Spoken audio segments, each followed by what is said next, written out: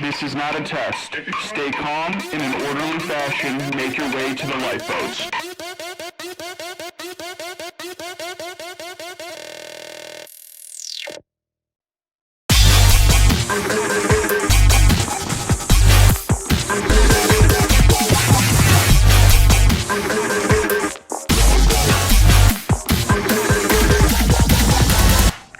Mayday, the ship is sinking.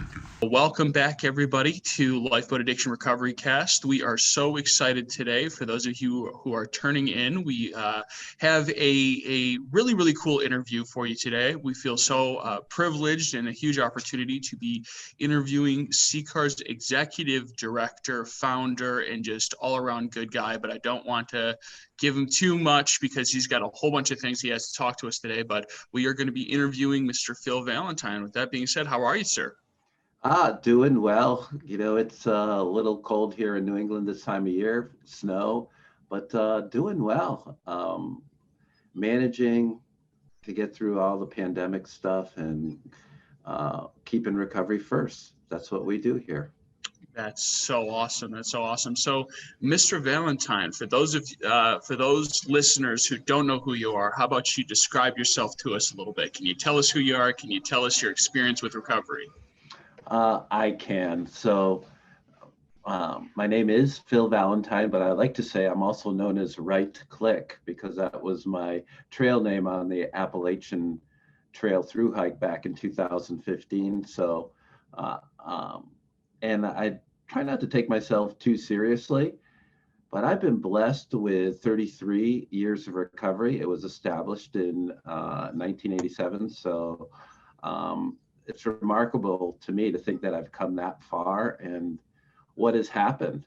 And I've been with the Connecticut Community for Addiction Recovery since January of 1999. Wow. I was their first hire. Bob Savage was the founder of CCAR.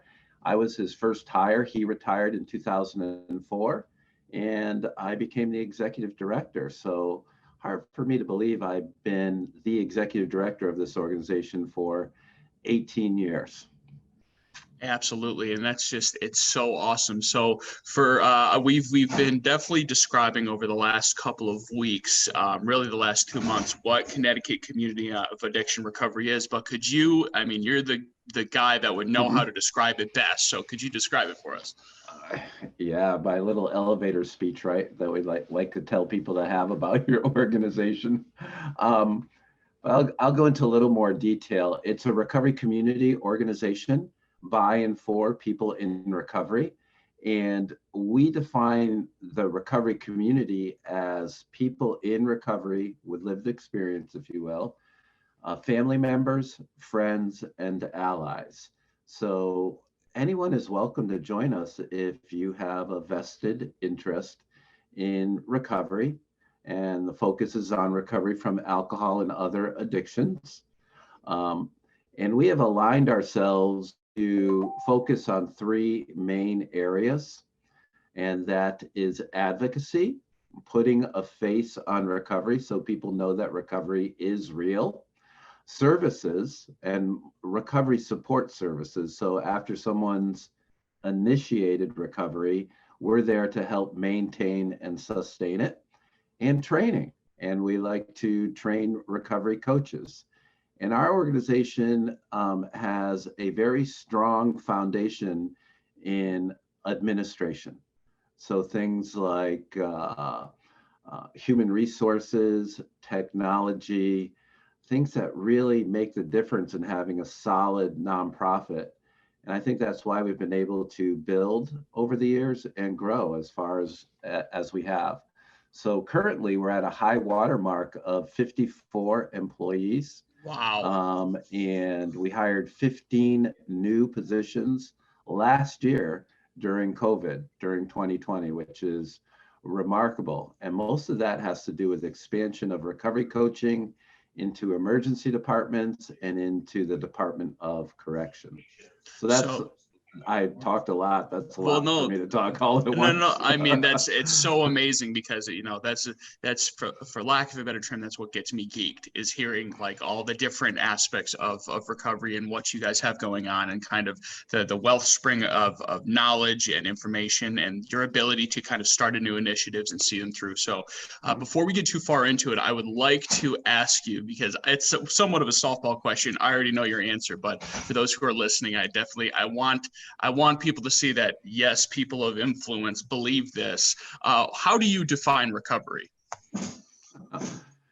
Well, it's evolved over the years. So when I was first introduced to Alcoholics Anonymous, although it was a cocaine problem that brought me to my knees, and a counselor sent me to Alcoholics Anonymous, Smokey the cab driver, which is a whole nother story. I thought recovery was abstinence and 12-step based. Purely that had worked for me for 10 years. And then I got introduced to CCAR, and I saw many other people in recovery, not only through 12-step fellowships, but a lot of other ways as well. And it really all came to light. I was doing this training called 12 Steps and Religion, Adversaries, Strangers, or Friends. And there were two Black women with 20 plus years of recovery, light in their eyes, but they didn't go to 12-step meetings. They were involved in their church, and they had a street ministry to help recovering addicts. And then there were two old white guys in long-term recovery in Alcoholics Anonymous, and they told these Black women that they were not really in recovery because they no longer attended meetings. Wow. And I got to facilitate that discussion. So but it all came out okay. But what happened is I started to really embrace this idea of multiple pathways of recovery. And the more secure I was in my personal recovery, I realized that because other people might do things differently than I do, that's not a threat to me personally or to my recovery. It's just not. And why wouldn't we, in the words of Bill White, celebrate all pathways to recovery? And I think I heard Tommy Rosen once talk about, it's like two people climb a mountain, right? And one took the north face, one took the south face, and they're standing on the mountaintop together, arguing about the right way to get there. And we do that in recovery all the time. It doesn't make any sense. So CCAR says you are in recovery when or if you say you are. And that actually comes from 12-step philosophy, because Alcoholics Anonymous says you're a member. All that's required for membership is a desire to stop drinking. And who determines if you have a desire? The individual does. So we might ask some good questions like, how can we help you with your recovery today? And then we would say, what does recovery look like for you? And then we will support that. And that is absolutely amazing. And I love hearing that kind of stuff, because you are absolutely right. I can't tell you how many times I've encountered individuals who are kind of grappling with that. Abstinence is recovery, and recovery is abstinence. And those two things, they're joined at the hip, not interchangeable. So when I first had taken the class and saw that definition, it blew my hair back. It was just like, oh my gosh, this is where we need to be at. This is amazing. So you are a man of many talents, of many experiences. I've heard you talk many times. I know you're a writer, author, you coach, you do train, you do the whole 9 yards. But to you personally, I'm wondering, what do you feel is the most impactful thing you've done thus far in your personal recovery, and then for kind of the recovery movement as a whole? Well, the first one in my personal recovery is easy, and that's the restoration of a family life. Is for me to be a reliable reliable and loving husband, first and foremost, to my wife, Sandy, and then to be a dad to my 5 children. The only one that's ever seen me high or drunk was the first child, who I held newborn, wildly strung out on cocaine, and soon found recovery just a couple months afterwards. So that's remarkable in and of itself. And then right now, as my parents age, I'm also a son, and a good son. So it's really those key relationships are the gifts of recovery, to be able to have relationship and connection. I would say our contribution at CCAR, that's a great question. And my work at CCAR has really been to promote this idea of, and it's our number one foundational principle, recovery first.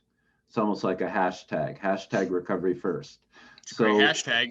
Yeah, so we're all about promoting recovery with a focus on recovery from alcohol and other addiction.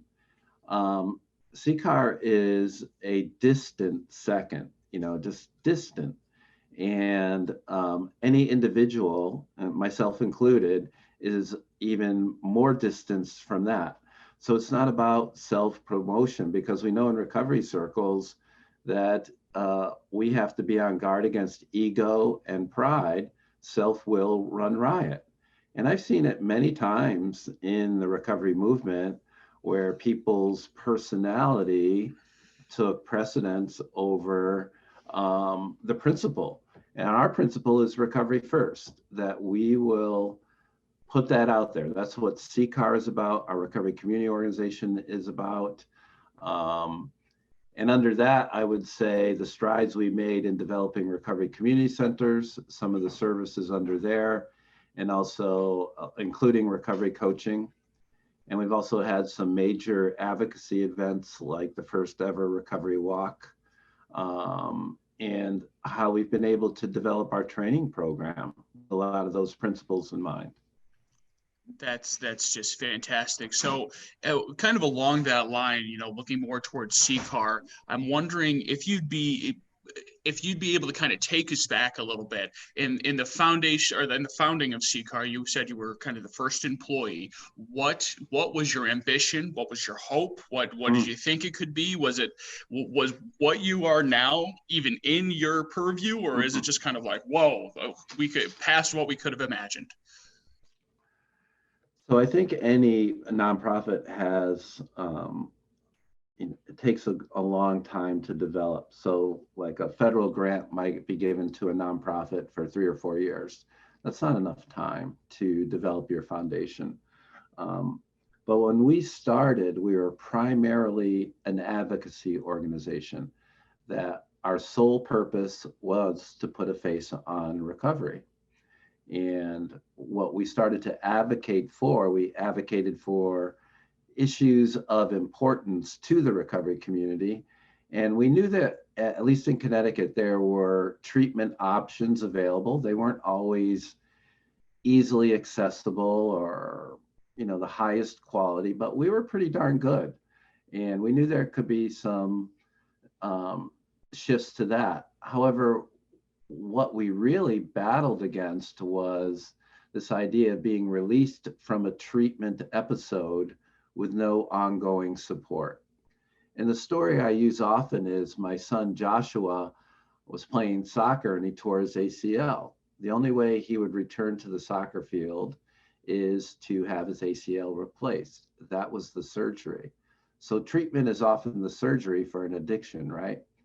My son never would have played again if he didn't go through intensive physical rehabilitation.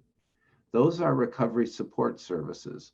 We are the physical therapists to an addiction treatment or surgery, that we will help people find jobs, stable living, enhance and grow their recovery, whatever that may look like for them, provide volunteer opportunities, ways to give back.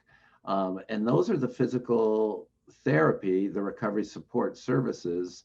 So that's where we focused on, say, after 5 or 6 years, and opened recovery community centers. And it evolved from there.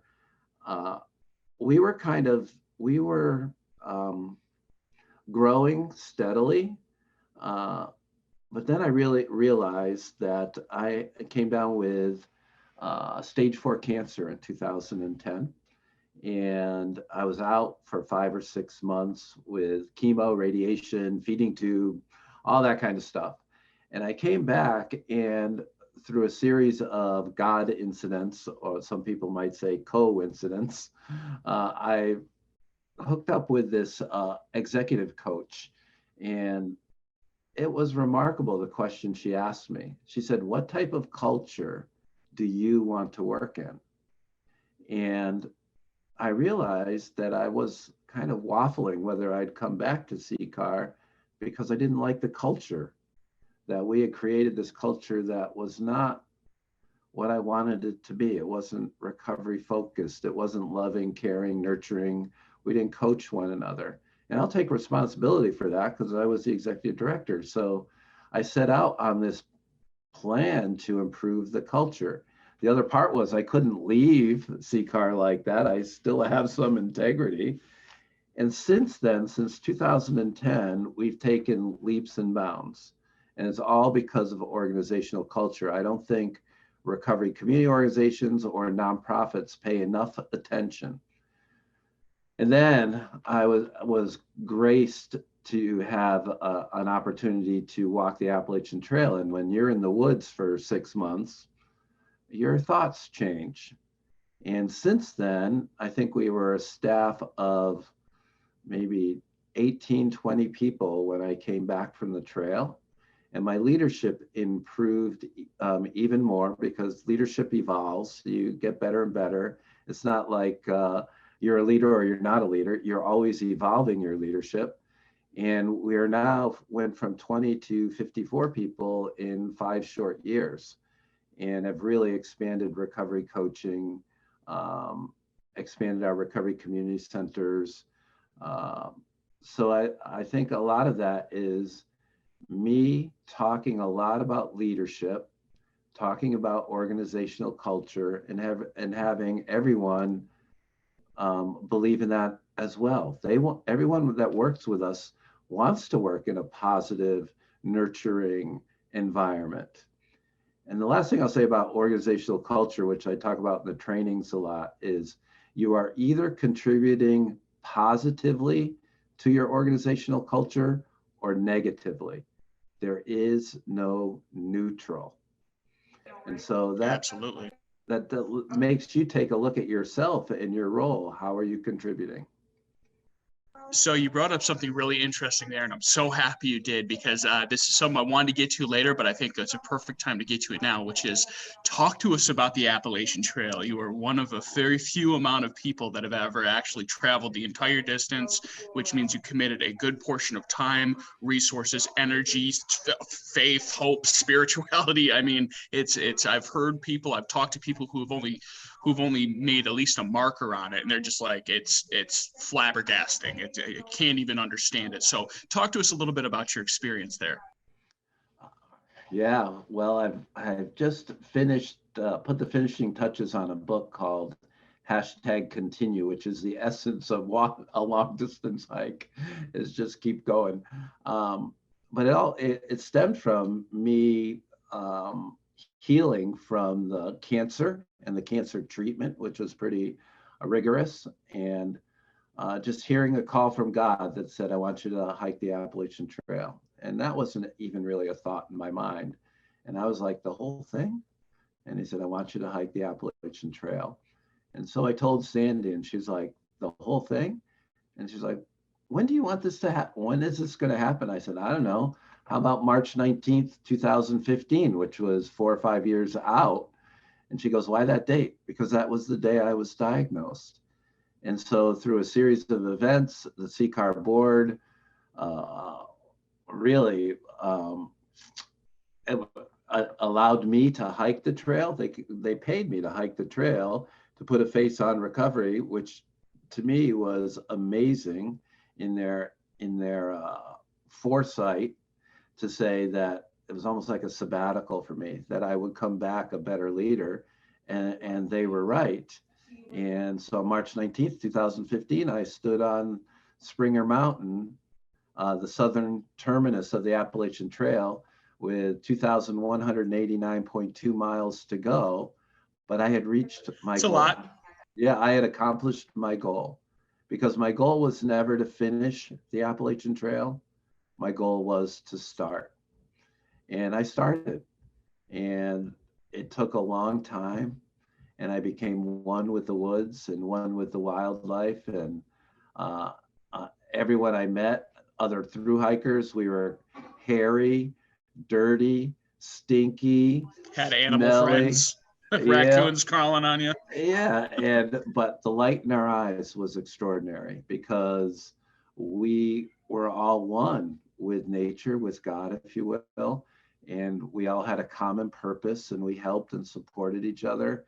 And the life's lessons learned on the trail, through highs and lows, ups and downs, literally, emotionally, mentally, and physically, up and down mountains. It was a journey of a lifetime. It was an adventure of a lifetime. And I can't imagine ever having been able to complete that if I was actively using or not in recovery, because recovery's lessons served me so well on the trail. One day at a time, or one step at a time, or one climb at a time. This too shall pass. Be grateful for what you have. And I really realized how little I need to be happy, because happiness is an inside job. And when you have everything you need on your back, it really makes you wonder about everything else that you're clamoring for or striving to get. So was there any point in your progress on the trail where it overcame you, the fear of not completing it? I'm not going to get it done. It's just not going to happen. And then what did it take inside of you, if that did happen, to push forward? What was, we like to call it around here, the revelation moment, or the revelation of recovery? The switch turns on and it's just like, we're in a one-track mind. We're going till we don't stop. So was there any moments like that for you? How many? So there were at least 3 times where I believe I called Sandy and told her to come pick me up. And one time she said, "Do you feel God's calling you to come off the trail?" And I had not.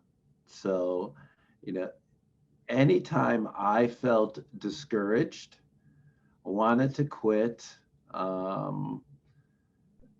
it was because the trail always felt too big, that it was too enormous. I mean, you talked a little bit about it, Christian, about how long a journey it is. And sometimes that just seemed like, I can't do this. I'm just an old guy. I was 55 years old when I was hiking the trail. I always thought I was a fair athlete, but this was just too big. So my moments of truth, anytime it came down to that, I reached down inside, found that inner voice, which I believe to be God, and just tried to listen and tried to hear what he said. And on a couple of occasions, and I write about this, and he said different things, but on a couple of occasions, he used that one word, continue. And you don't think continue is like such a powerful word, like, especially during when you're running a recovery community organization with 50 people's lives dependent on their employment, and COVID strikes and you have to shut down and you have to go virtual, and I look for that whisper, and a lot of times it's still the same whisper, continue, which to me is incredibly encouraging. It's like, it's affirmation that you're on the correct path. And I believe every human being knows when they're on the path and knows when they're not. And it's just a question of taking the courage to get back on the path and taking the next step.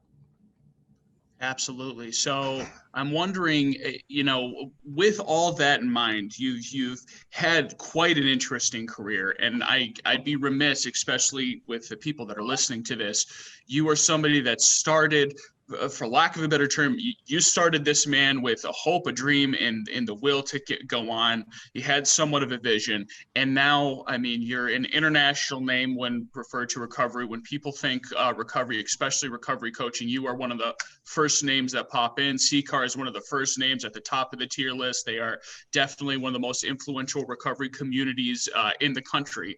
With that being said, what is your favorite part of your career thus far? Is there anything that just stands out, or is there anything that has happened that you're like, I'm sure I feel privileged that this happened, but is there any moment that you're like, wow, how in the world did we get here? Yeah, that's a great question. And I tend not to dwell on the accomplishments too much because it is a one day at a time. And um, I think my turning point came when I really understood, I'd heard it before, but I understood the goal of a leader. The number one goal of a leader is to create other leaders. And so it's funny because I will admit that early on in my career, I've always battled pride, and I wanted the limelight. I wanted to kind of strive for the limelight. And then I realized that the limelight wasn't all that important. I didn't have to be recognized. And the less I sought the limelight, the more I kind of found myself in it. And that's one of those paradoxes of a spiritual life, I think, too.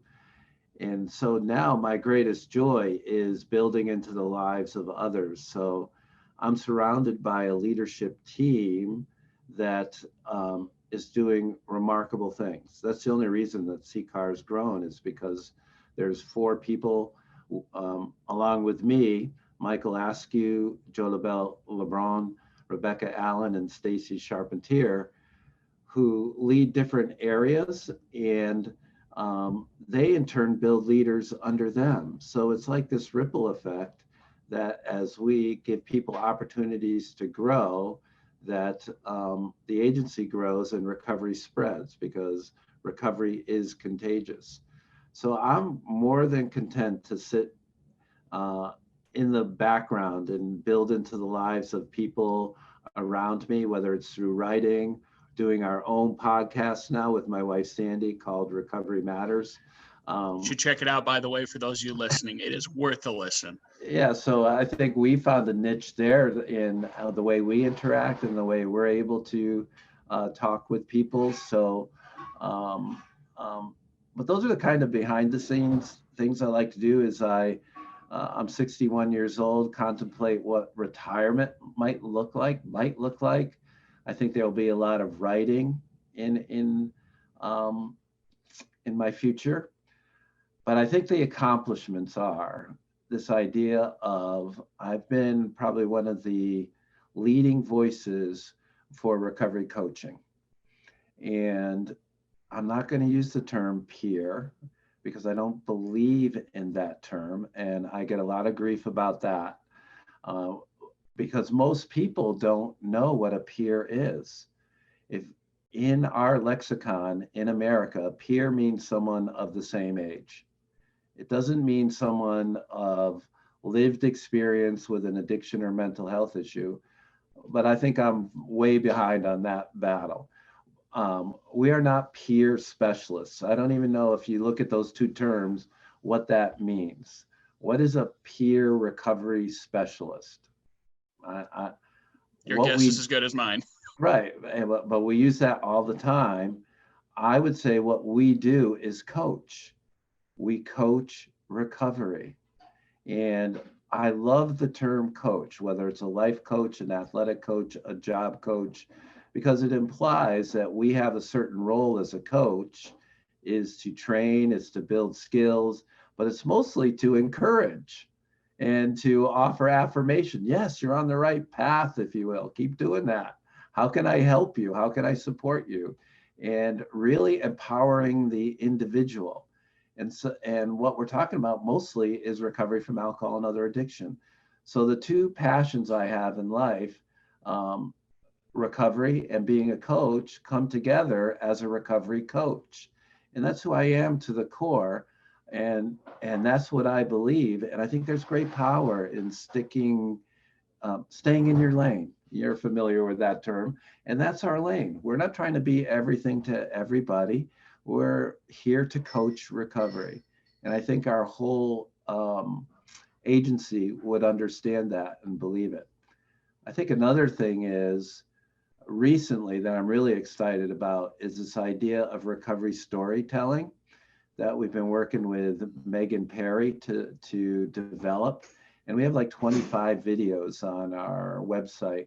And they're 3 to 5 minutes long, sometimes maybe a little shorter, but they pick little incidents out that are craftfully and artistically done so that it's not like this long, what it was like, what happened, and what it's like now. It's this little tidbit, it's a soundbite that's incredibly powerful that will help promote recovery. And so instead of battling stigma or fighting stigma or ending addiction, we're living in the solution. Let's promote recovery. And I think that's another contribution as well, that there are many ways to put a face on recovery and to promote recovery. And what works in the general public may be much different than what works, say, in the rooms of a 12-step program. Absolutely. That's right on the money, but I'm sure I don't have to tell you that. So I want to take a look a little bit at kind of the recovery community as a whole, just historically, and then definitely current events, obviously everything that's happening globally. So as far as you are considered, what do you hope never changes in the recovery community as of right now? Hope never changes. I think the recovery community is one of the last bastions of true community, that we are incredibly inclusive. Doesn't matter where you're from, what the color of your skin is, what language you speak, what you look like, what you smell like. You come in and you want recovery, we're willing to work with you. And I mean, that even goes to my 12-step fellowship days, still does. You can go in the rooms and meet all kinds of people. And we connect with one another based on life experience, common purpose. And when I start to talk with family members, friends, and allies who have the same purpose, we all connect. And I hope the recovery community serves to be truly inclusive of everyone. And I think we've done a really, really good job of that. We can't start breaking into factions and sections and do all of that. So it's really this idea of connection, right? Let's maintain the connection at all costs. Put aside our personal differences.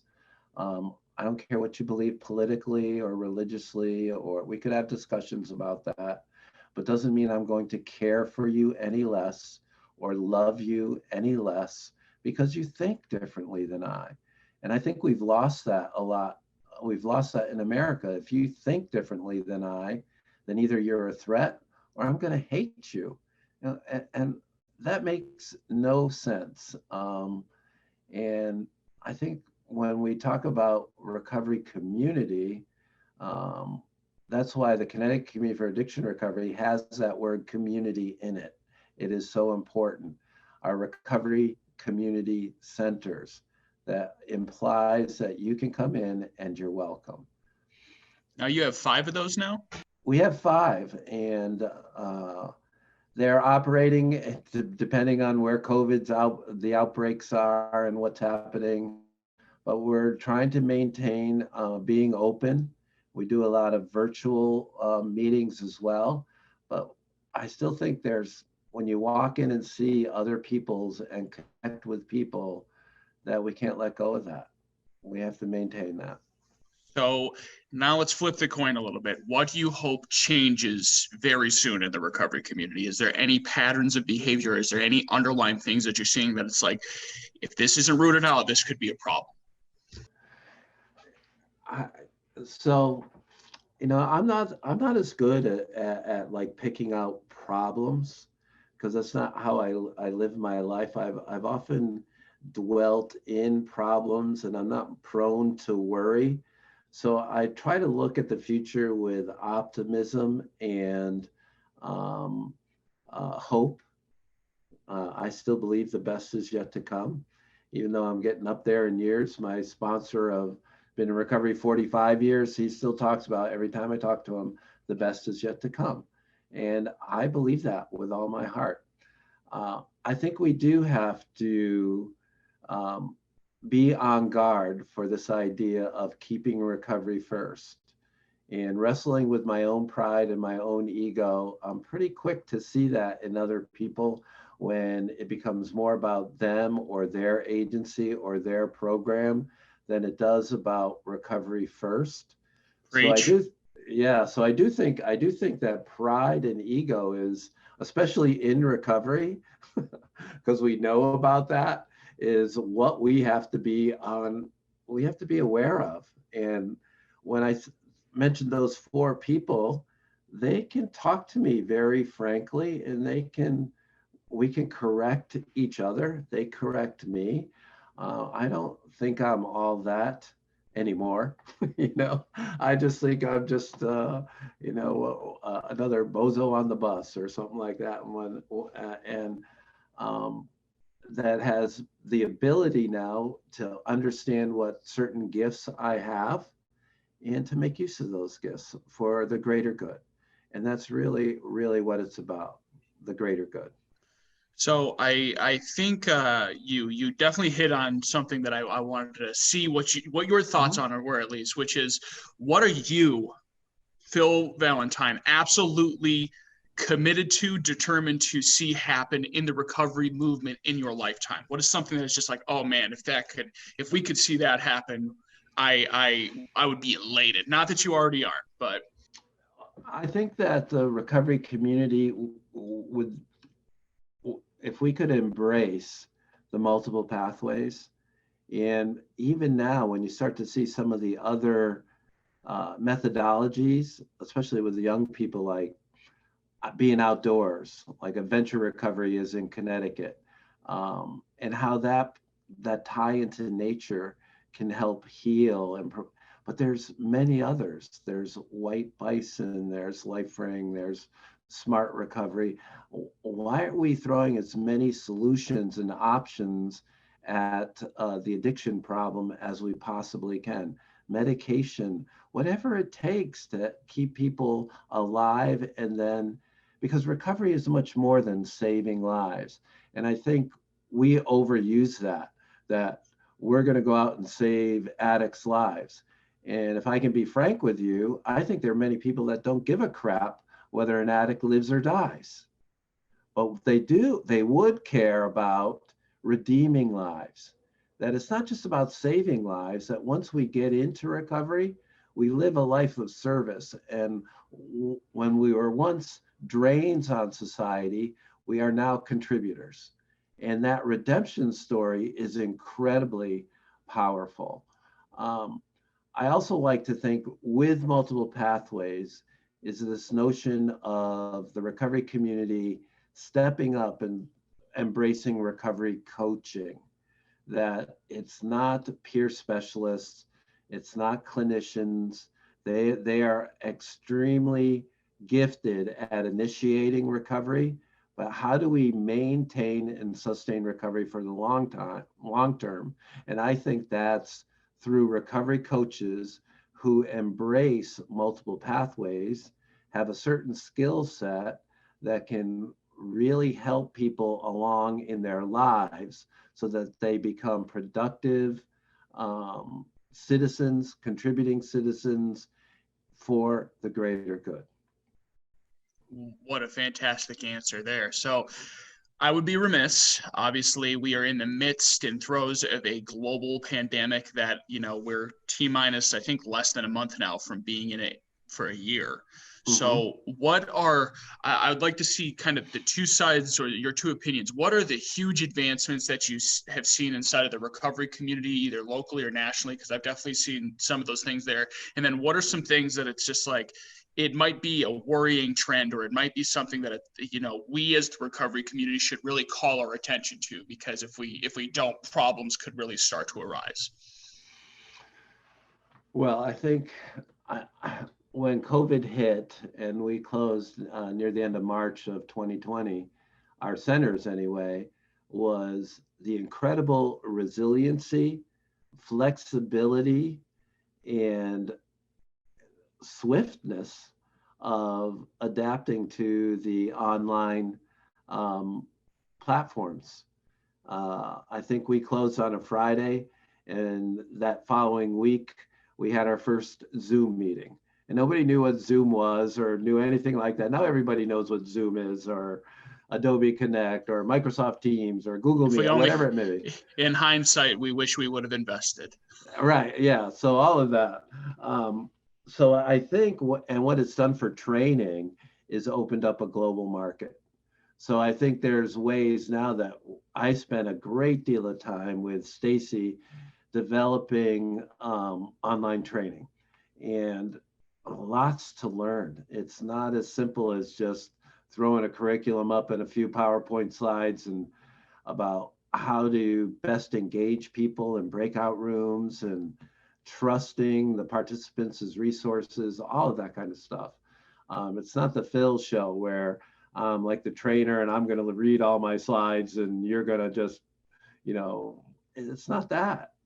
It's being a facilitator of a process, and to do that online where you can have self-discovery, become more self-aware is vital. And I think we've done a pretty good job of figuring that out, still learning and growing. So the implications for ongoing connection globally and across time zones is remarkable. And that's not going away. That's going to stay there. Again, flip side to that is everything's up virtual and online. And what is the value face-to-face connection? What is the value of being able to meet in person and hug one another and greet one another? And it's like, you can see the light in the eyes on screen somewhat, and you can kind of feel connection and that emotion sometimes. But when you're in person and you're an empath at all, you have that. But I think we all have that ability just to, I don't want to get too like new agey, but maybe you're speaking my language. I get it. But it's kind of like sensing each other's energy, right? To know when someone's hurting, to know when someone's hopeful, to know when someone's needs healing or is healing. Those are remarkable qualities that are only done in person, in community. So we have to find that balance of both and, where it's not either or all the time. And I think that's what we have to be on guard for, is following, we all make our own decisions on how we dealt with the pandemic and how we responded to the fear, right? And I was blessed that I'm not usually I'm not a fearful person, not after 33 years of recovery, that faith tends to replace fear. So I think we're going through this for a reason. I don't have any idea what that reason is, because it doesn't make a lot of sense. But I think there are lessons to be learned, and there are tremendous opportunities. But I also don't want to see us all become self-quarantined for the next 10 years. Fear to meet people, fear to go out, fear to do all of that. I don't want to see fear take over. And I think you can see that in a lot of the media, a lot of people's personal responses. It's often fear-based instead of faith-based. And that's for me something personally I have to manage and try to manage it as best I can within our team at CCAR, within my own family. I mean, what is fear? What is faith? What is real? What is unreal? It's what is the truth and what are lies? Very hard to discern now and navigate those waters. So you have brought light, I think, to something that I know when I'm teaching in the class, I always talk about the dawn in recovery. The person that has 20 plus years of recovery, they're at the meetings, you go in there, you try to get there early just so you can sit next to them, so you can just glean a little bit of wisdom. And I certainly would consider you to be in that class. But with that, you in the stages of recovery, we talk about the different stages with being, stabilization, deepening, connectedness, and integration. But then you have added fulfillment, which I absolutely love. And I would certainly, even in the midst of talking to you, it's just like, yeah, this man is in fulfillment. This man is in that stage. So can you talk to your experiences a little bit about fulfillment, about having that peace and serenity and not having that fear, even in the midst of all the stuff that's happening? Yeah. Well, I'd like to say there's some magic way to get here, but I think the magic way is to take one step at a time. It's to continue. But when I did the stages of recovery, they had 10 years, up to 10 years. And I had seen so many people with 20 plus years of recovery that had light in their eyes. They lived with an aura of peace and serenity. And I knew I wanted that. And I can't tell you, Christian, when it happened. I do know, like many of us in long-term recovery, that when they read the promises, I remember early on saying, none of that is even possible. Are you kidding? Like fear of economic insecurity? Like what? I got like 7 cents in my pocket. And then one day I was sitting in a meeting and there was no like that, like a midpoint. All of a sudden I realized that they read every one and I just checked them all off in my head. That all those promises have come true. And I don't know how or why, but I think there's a lot of grit in integrity. And so it's this ability for me to work a program of recovery no matter what. Whether you're going through cancer treatment, whether you're leading an agency through turbulent times, whether you're trying to fix a toxic culture or semi-toxic to one of incredible nurturing and growth, whether you're hiking an Appalachian Trail, there are certain things that along the way that you have to maintain and sustain. You have to stick to your principles. You have to know what you believe and stick to them. You have to be as honest with yourself more than anyone. And I think that's always been one of my gifts, is to be able to look inside and see what was truly happening and be willing to admit that and realize that imperfect, the spirituality of imperfection, right?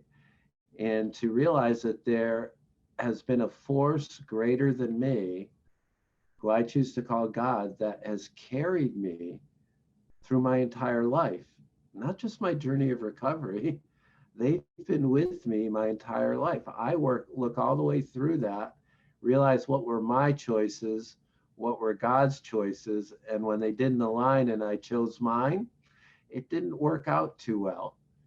But when I can align my will that I believe to be God's will, things tend to work out way better than I ever expected. So you asked early on about, would I ever see CCAR at 54 employees? Maybe, but I've always had a vision more around budget, that a lot of times a recovery community organization is seen as like a, let's give them 10,000 or 50,000 bucks. No, toss that. We are multi-million-dollar agencies because of the good we do. If we keep recovery first, we can help so many people. So for example, we're doing our annual report for last year. During COVID, we expanded the number of hospitals where we're in the emergency departments. We're in 22 out of the 31 hospitals in Connecticut. Wow. Even during COVID, when we had to do some of them, like, make phone calls, but most of these are in person, we made 4,500 calls to emergency departments to over 3,300 different individuals. Can you imagine what that ripple effect is of just helping 3,300 individuals, 3,300 seeds of hope, or 4,500 seeds of hope planted? And that's always what I've told our recovery coaches their number one priority is: plant a seed of hope. The results will follow. And those, that's hard to measure in a lot of like the nonprofit world and outcomes and the bureaucracy wanting to have certain numbers and all this stuff. But when you think about it spiritually or mentally or emotionally, that ripple effect is profound. That's why we're worth the money. And money is just a tool. It's not a indicator. If we're good stewards of our funding, good resources, then we use those resources for the greater good. And I think our state has seen that. That's why we're expanding even more. And I think nationally, people are starting to understand the value that the recovery community brings to the healing process. What was your question? Was that your question? Yeah, I think that's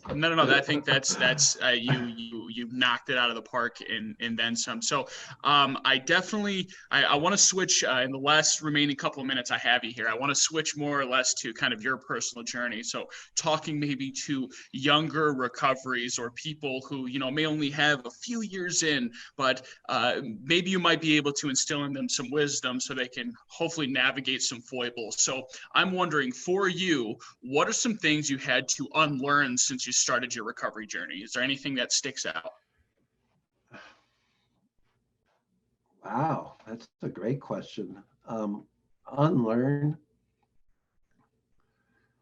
I think for me, I had to become open, and I was blessed because I was very, very open from the beginning. So when I first walked in and to the rooms of Alcoholics Anonymous and read the 12 steps, I saw that they were indicating that God might be the solution.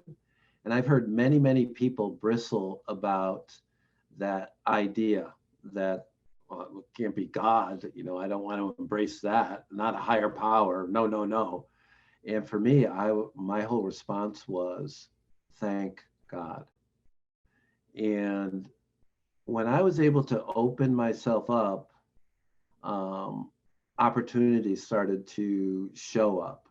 It wasn't always easy. There were times I went through a divorce. I literally did only have 7 cents in my pocket. I didn't know how I was going to go see my daughter, if I had enough gas to get to her and get back and pay for a little dinner at Friendly's. I mean, tougher. I was scraping things together, but I never lost my faith. And I know a lot of people like to think about the physical, the spirit, the mental, and the emotional healing. But the people I have seen in long-term recovery, the vast majority have embraced some type of spirituality. And become a seeker. Seek. If one thing that's not resonating deep in your soul, seek for something else. It's out there.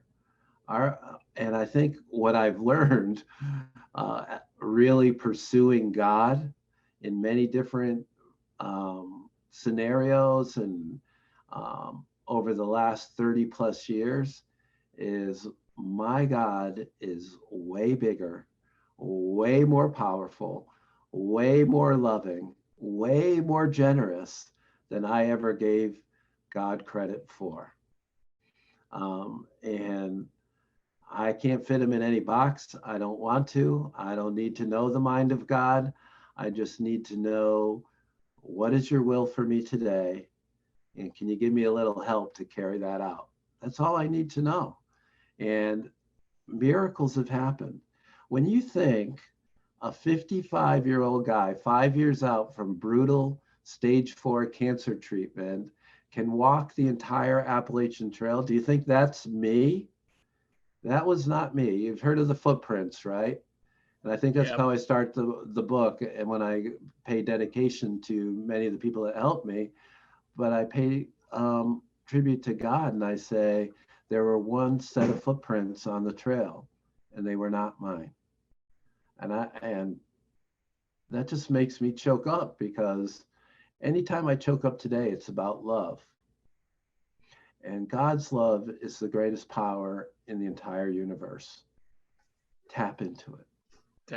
That's absolutely amazing. So I want to ask you kind of one more question in 3 parts, but for our listeners, we cater to everybody from people who are in early recovery to late recovery, parents or loved ones that have people that are struggling with addiction and trying to get them into early recovery, and then education. We do talk to professors and things like that. So I'm wondering, what is one piece of information, or the first piece of information, that you would give to each of those people? Someone who's in early recovery, someone who has a loved one who's struggling with addiction, and then somebody who is looking to get in this field in more or less like a professional realm, like a case management or something like that.